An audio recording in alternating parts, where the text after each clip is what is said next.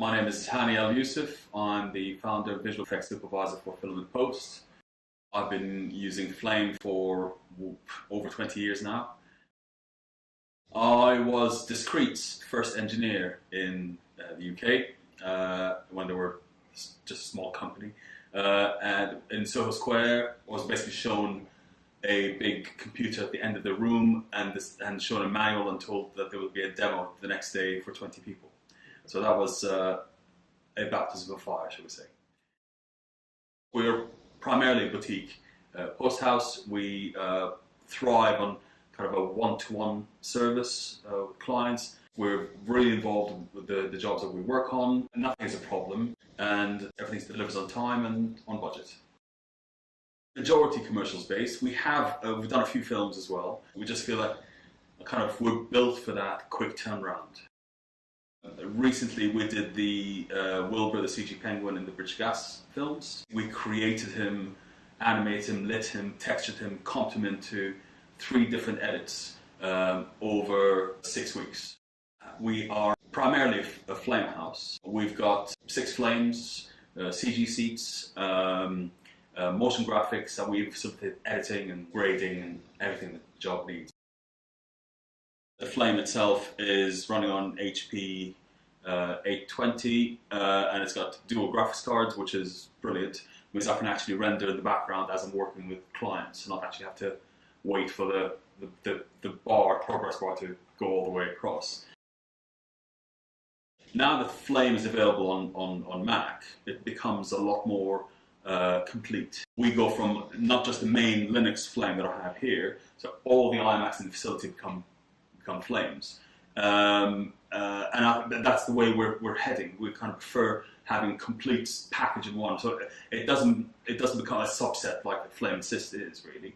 But even though Flare is brilliant, we've used it for the last 3 years. It's great having a full Flame on a Mac. That means actually nothing is compromised. I can move my project from this room to another room and continue working without actually having to adapt or kind of bypass certain things.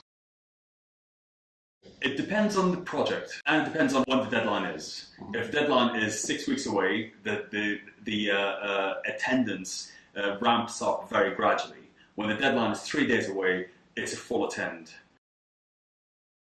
Remote working is happening right now. The remote grading sessions are happening, remote review sessions are happening. So whether it naturally lends itself to people not attending, I'm not entirely sure yet. Producers do like being in West End.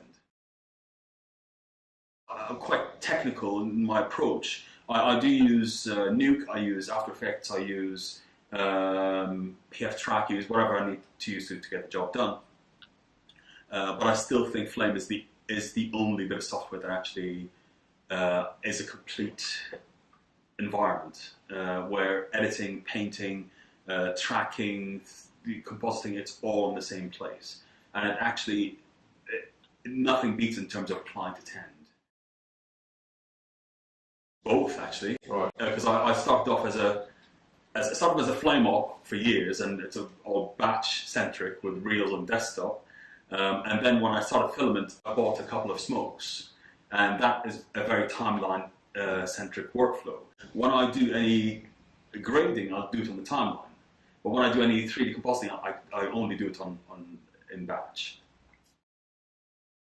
The planar tracker is definitely one you just surprises and delights most of the time. So if you're doing roto, quick roto even, it's just draw a shape and it'll just follow it along. It's absolutely brilliant. Flame was inaccessible for a very long time.